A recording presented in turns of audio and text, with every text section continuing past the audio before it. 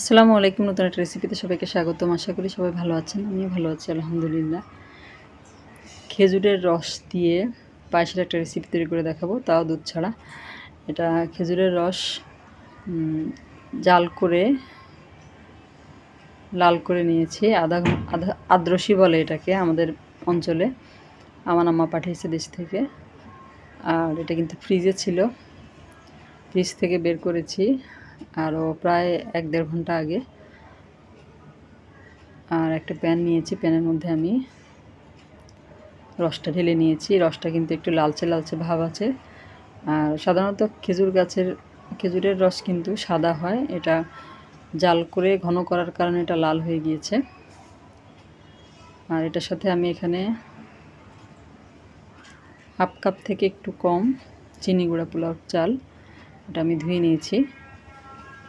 একবার করে ধোয়া চালটা আমি এর সাথে দিয়ে দিলাম।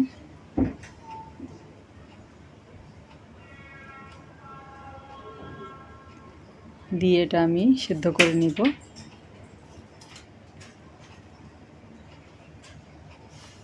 আর এই আদ্রসি খেজুরের রসের পায়েস কিন্তু খেতে অনেক বেশি ভালো লাগে।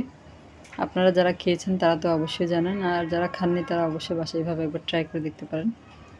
আর এখানে আমি 4 টুকরো তেজপাতা দিয়ে দিয়েছি সুন্দর একটা সুঘ্রাণের জন্য। নেড়ে চেড়ে সব কিছু মিশিয়ে নিব। আর এটা আমি চালটা সিদ্ধ করে নিয়েছি প্রায় 30 থেকে 35 মিনিটের মতো। মিডিয়াম আঁচে সিদ্ধ করে নিয়েছি। চালটা কিন্তু খুব ভালো মতো সিদ্ধ হয়ে গিয়েছে। আর এ পর্যায়ে আমি এর মধ্যে সামান্য একটু লবণ দিয়ে দিব।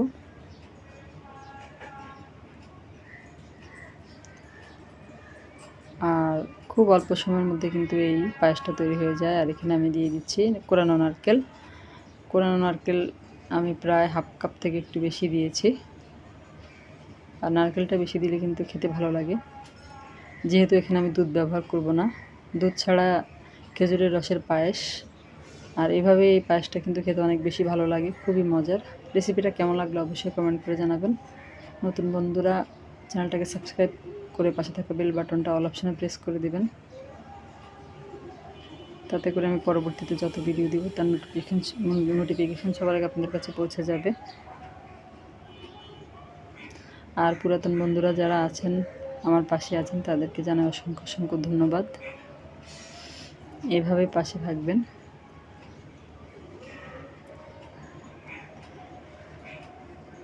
আরও 2 থেকে 3 মিনিটের মতো আমি এটা জাল করে নিয়েছি। খুব সুন্দরভাবে ঘন হয়ে গিয়েছে। ঠান্ডা হলে কিন্তু এটা আরও ঘন হয়ে যাবে।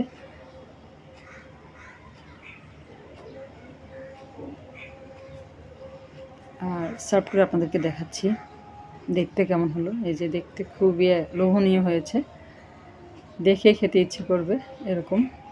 এটা এখনও গরম আছে, ঠান্ডা হলে আরেকটু বসে যাবে। সবাই অনেক বেশি ভালো থাকবেন।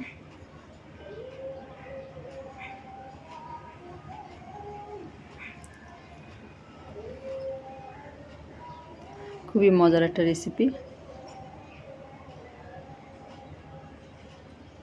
আল্লাহ হাফেজ।